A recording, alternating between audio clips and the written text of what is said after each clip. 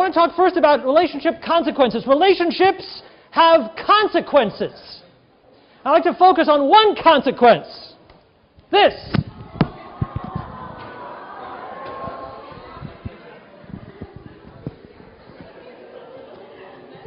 That is my son. And that is why I was missing for the last 2.5 weeks. I still have a son, so like now that I'm back, he's grown up, he's not driving yet, but I just want to thank Tom Bradbury for taking care of class while I was away. You saw the guy that trained me. He is the master. I am grasshopper. So now I will try to live up to his standard. But this is why I was gone, because he was born on Friday, April 10th. All right, back to business. Let's say you want to study for the midterm on Friday. How would you do it? Here's a good way. Read all of the assigned chapters in the text. The lectures draw from the text, and the text, of course, draws from the text. And so if you know the text, you're in very, very good shape. My lectures and Tom's really drew a lot from the text. We wrote the text. We put everything in the text that we thought was important to know. So I strongly advise knowing the text. Now, what if there's something in the text that was never mentioned in lecture? Do you still have to know it? Yes, that's right. You totally do. So, for example, if you had a choice between missing the lectures or not reading the book, I would skip the lectures. Although, you know, the lectures are good. They're trying to elaborate. But the text is really crucial. So know the text. Understand the concepts in the text. The point of this course is to change the way you think about intimate relationships, right? It's to change the way you maybe live your own intimate relationships, but certainly observe other people's intimate relationships. So I'm testing you on the things I want you to actually know that'll change your life. So you will not be tested on things that won't change your life. So you won't be tested on the names of researchers. I'll never say, here's a study, A, B, C, which is the name of the researcher that did this study. We're not going to do that. We will not be tested on numbers.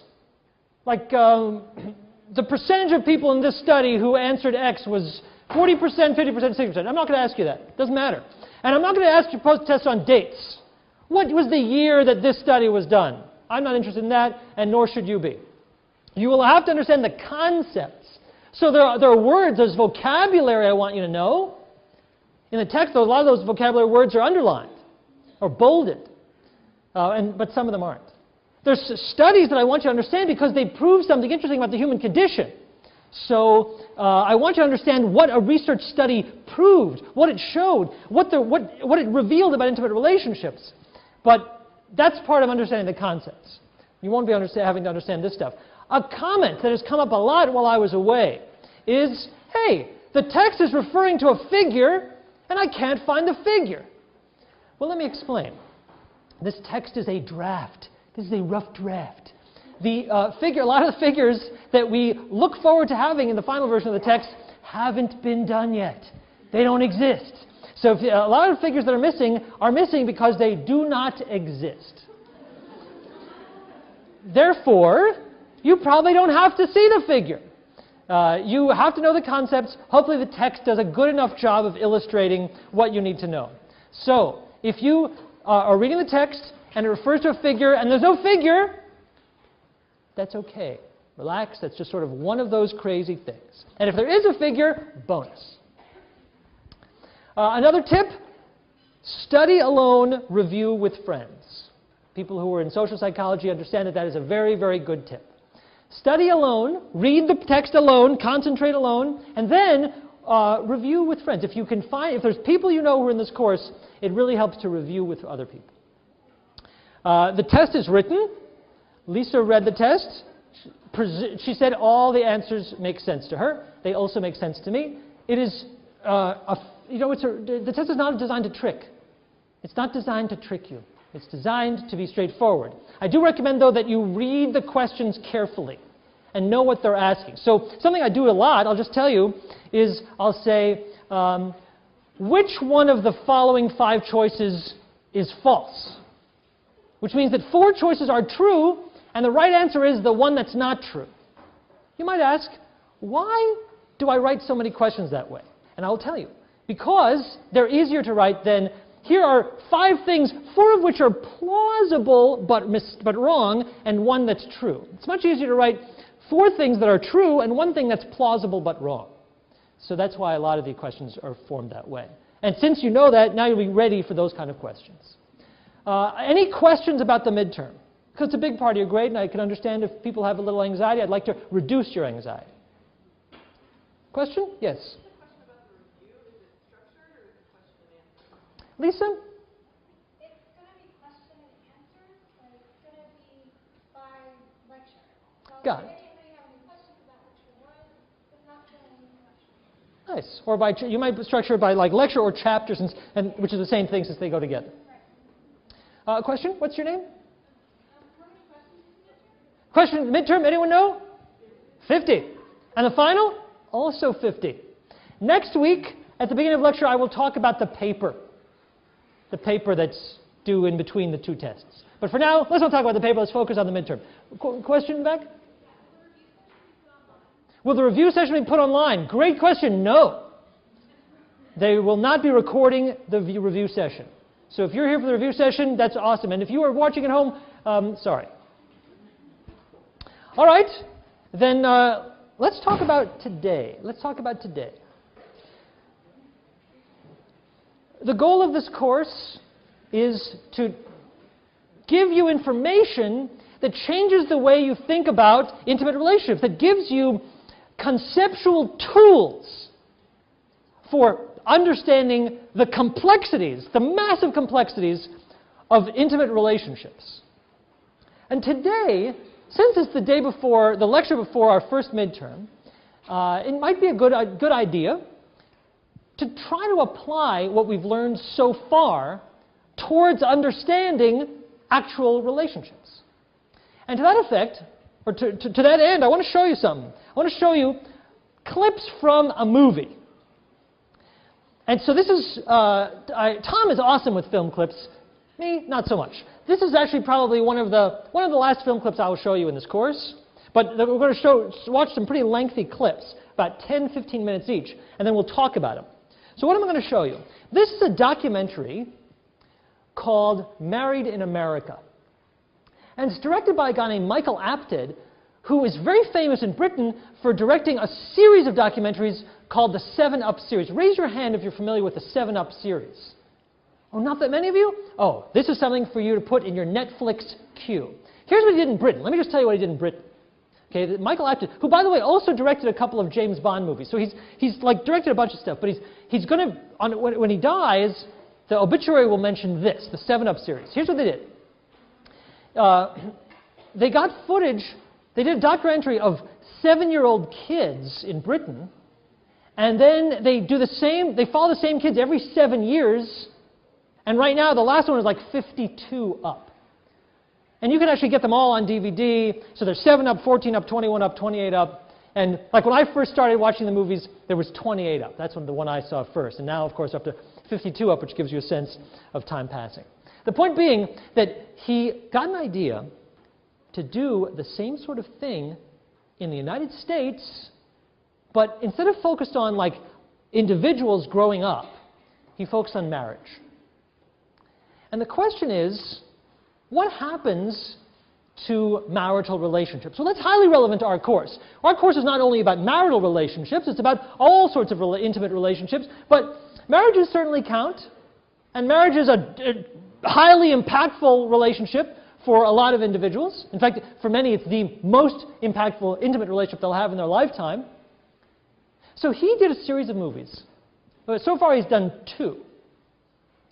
Where he basically got 9 couples who were about to be married, and he filmed them a lot. And he put together a movie called Married in America, which basically follows each of these couples from engagement through their wedding day. And the goal of the project is to come back every 5 years and see how these couples are doing, to follow the course of their lives, to answer the question that is fundamentally the question of this course, which is, what happens to newlyweds? What happens to a couple, may not be newlyweds, who are together and happy, And then what happens? We know what they want. They tell us what they want. They want to stay happy. That's what I want. That's what you want. Well, who succeeds? Who fails? And what determines the difference? I'm not going to show you the whole film because it's lengthy, but I'll show you a couple of clips, and we'll see how many we have time for. We'll start with one clip, and I think I've got it cued to the right place. And it's a couple that you see that they're engaged, and it'll follow them through their wedding day. And it takes about 15 minutes. And then I'm going to stop it, and here are the questions I want you to think about while we're watching. I want you to think, how does the stuff we've talked about in this course apply to helping us understand these people and where they're coming from? So, for example, Tom talked about attraction. Well, do we see any of those principles at work here when they talk about how they got together and how they met? We talked about all these theories.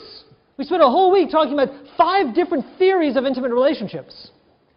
Well, try it on. This is almost part of reviewing for the midterm. Think about it.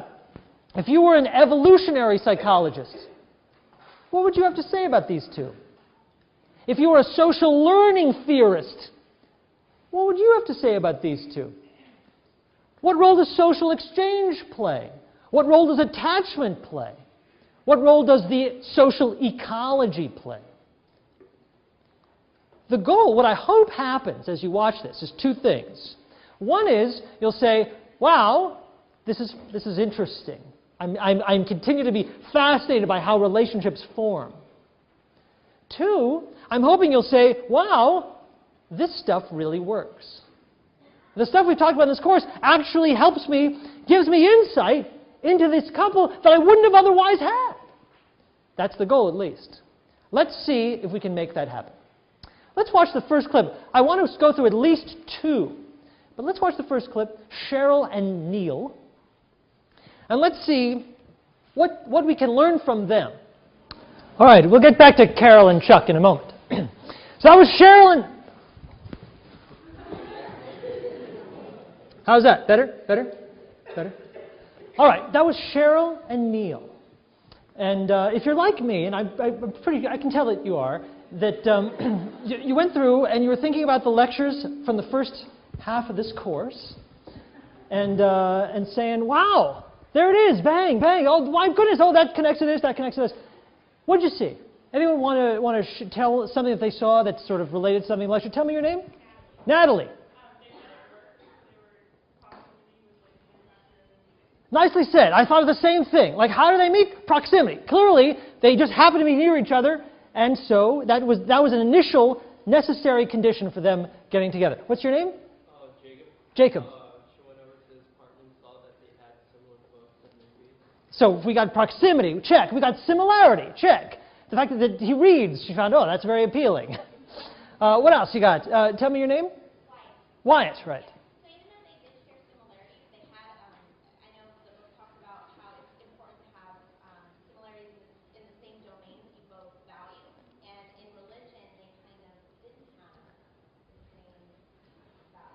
Now, Wyatt raises a very interesting point if you're thinking about this couple. So what Jacob says, oh, when they're talking about why they got together, they emphasize their similarities. But Wyatt points out, well, to the extent that similarity really matters for a long-term relationship, there's also a major issue for them that where they're not similar, and that's religion. And we might say, oh, well, how is that going to play out over the course of these people's lives? What's your name? Brittany.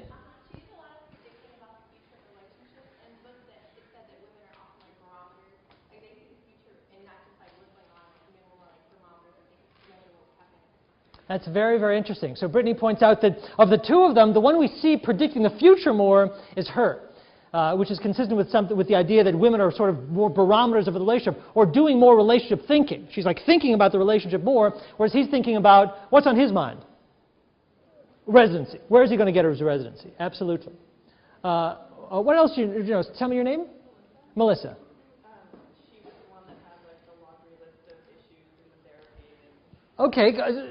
Absolutely. Consistent with this idea of gender differences, that of the 2 of them, the one that A, has the laundry list of issues, In other words, has thought enough about the relationship to have a laundry list of issues, and B, says, I'm making the time to talk about them, and where are you, is, of course, her and not him.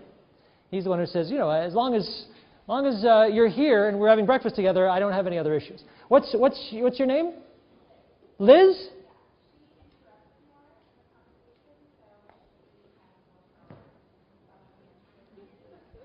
Okay, so Liz, for those of you watching back home, Liz in the back just said that she observed that she interrupted more.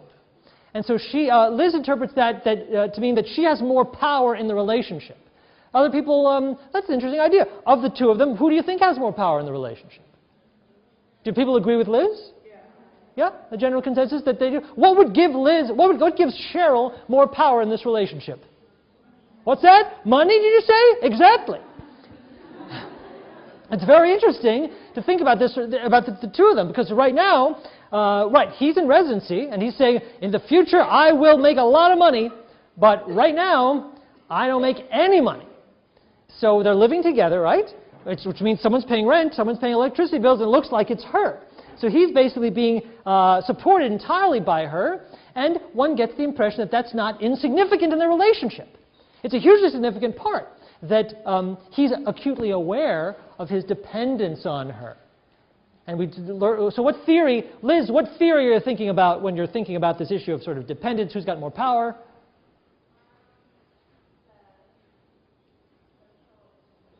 Perfect! Liz gets it right. She totally says social exchange theory, which is accurate. Other thoughts?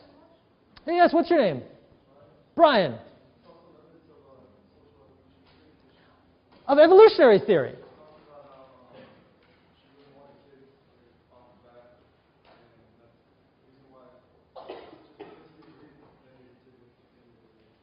Very nice. That's really a great point. So Brian puts on the hat of an evolutionary psychologist.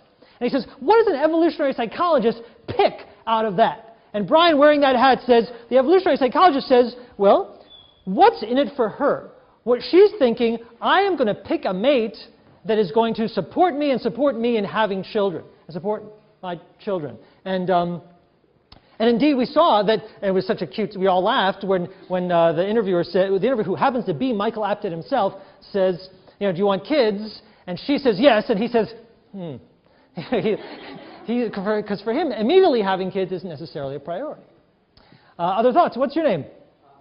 Micah. Micah, right. I just like to reinforce that also with the mother of the husband, who she seemed to be kind of distant on the fact that she was Jewish, but then she was totally accepting of the fact that the grandchildren have no color, so it's kind of a continuation of the gene.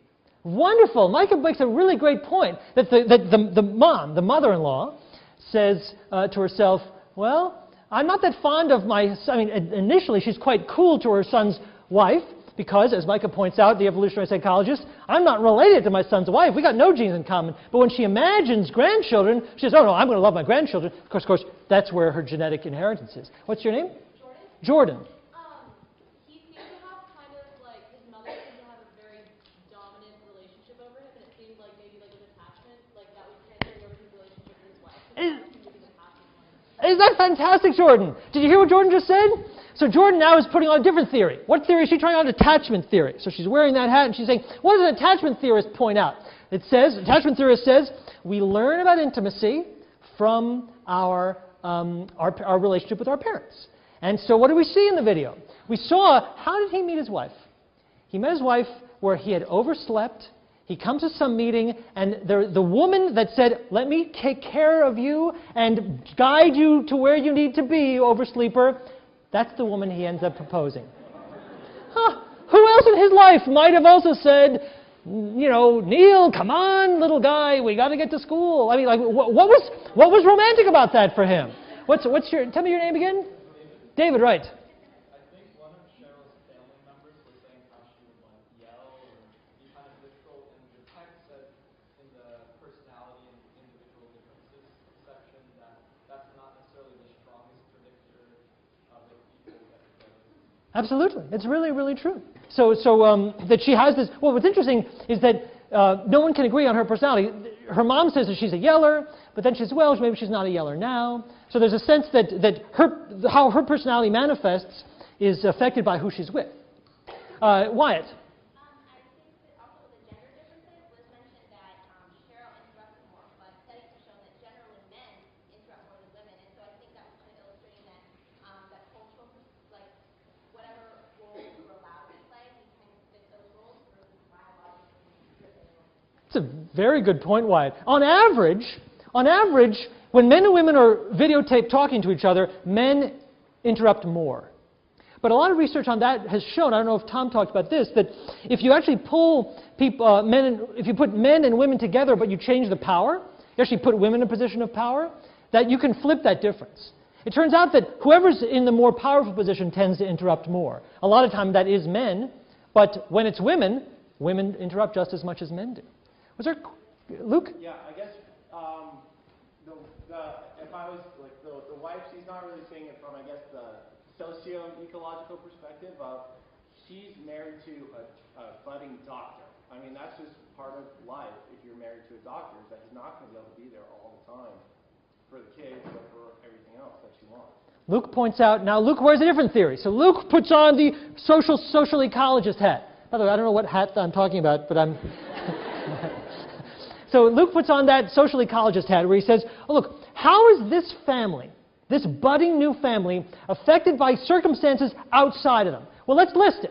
What are the circumstances outside of this family that affect them? And number one that Luke points out is that he got a job that requires serious hours. And the last thing that they say is, while we're watching video of them dancing on chairs, we hear her say, I am resigning myself to the fact that he won't be available. That's pretty significant. I mean, think of how that affects their relationship. So then they're in therapy, and she's saying, you know, I want to talk about all these issues, and you're too tired. Now, why is he too tired? Is it because he's a guy and he doesn't care to talk about these issues? Is it because he doesn't care enough about her to talk about her issues? Or is it because he's got a really difficult job and he's been up for 48 hours being, you know, doing all the worst jobs in his residency? What's really interesting about watching them is you can see how at the beginning of a relationship, she's saying, oh, I know it's his job.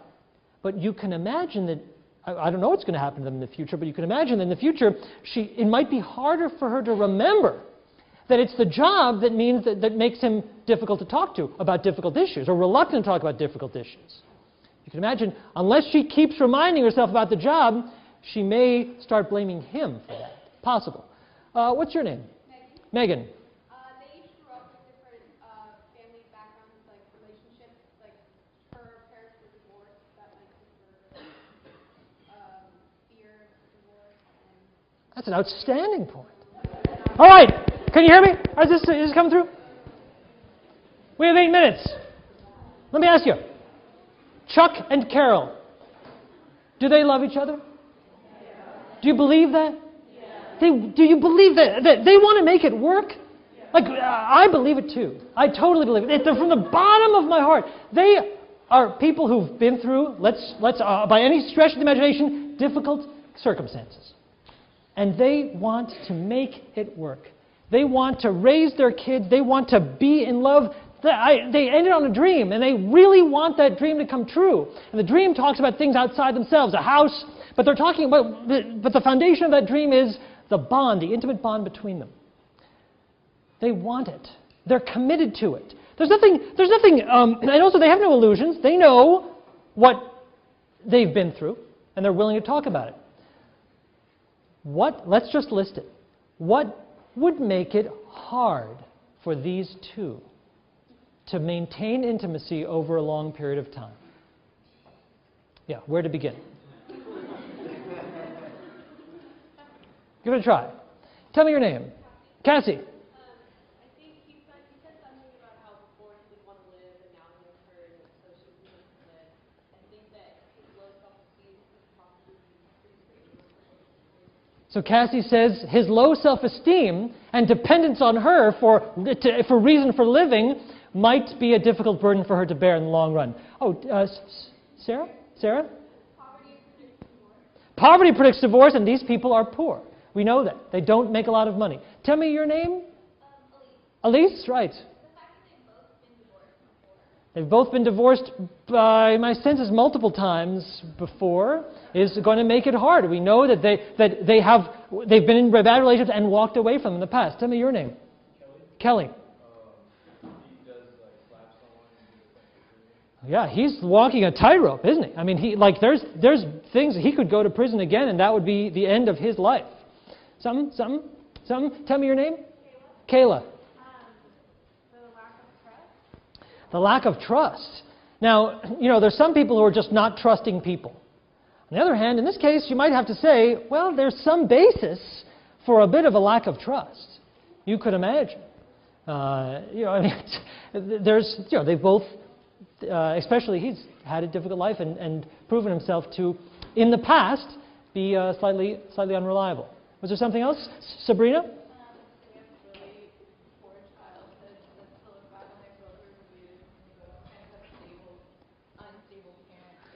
Absolutely. Put on your attachment theory hat. Absolutely. They both come from difficult childhoods. Even though his parents didn't divorce, they clearly, it sounds like there wasn't a lot of love. He didn't hear a lot of expressions of love. And she, of course, was abused as a child. So they know. It's interesting. He says, I know what not to do. But that's not the same as knowing what to do. Having a model of what not to do doesn't help you resist that model if that's the only model you've got. Was it Megan? Yes. Like he has 2 strikes, like Helen was saying. If anything, if he should ever do anything to her, she might not want to report it. Oh, that's so interesting, Megan. Is that for her, if she cares about him at all, there's a powerful disincentive to report him because she knows that he would be sent away for life. And she's like, well, I'm mad at him, but am I willing to send him away for life? Oh, that's a really good point. Now, here's an interesting thing. Michael Apted, the director, you can hear him with his upper crust British accent asking, what did your parents teach you not to do? They ask him. And he says, okay, what did I learn? What did I learn from my parents? What did he learn? Do you remember what he learned? Don't call names. Don't hit. Don't raise your voice. Don't degrade. Any arguments with that advice? That's great advice. That's terrific. That's social learning theory in a nutshell, right? Hey, if you know those things, then you've got the relationship skills. Here's your diploma. Go forth. What's the problem? Problem is, it's not enough to know that those things are good. Hey, I know those things are good too. We all know those things are good. Everyone knows them. Even a guy who's been in prison twice and is a registered sex offender knows, oh, it's not good to hit intimate partners. But he still did it. It's not good to degrade. And also, I don't think he feels particularly good about cheating on his prior partners. None of that's good. You know it. The question we ask in this course, or one question that we should ask in this course, and maybe we don't know, we haven't answered it yet, is why is it hard? Why is it so hard to do what we all know is the right thing to do? They know what the right thing to do is. The right thing to do is to love the heck out of each other forever and to love their kids. But we're already using what we've learned so far in this course about individual differences, about the different theoretical perspectives, to identify for ourselves, wow, wanting it, believing in it. That may not be enough. That may not be enough. Let me ask you then, in our last 2 minutes, last 2 seconds, what do you think is going to happen to them? 5 years later, they are divorced. Class dismissed.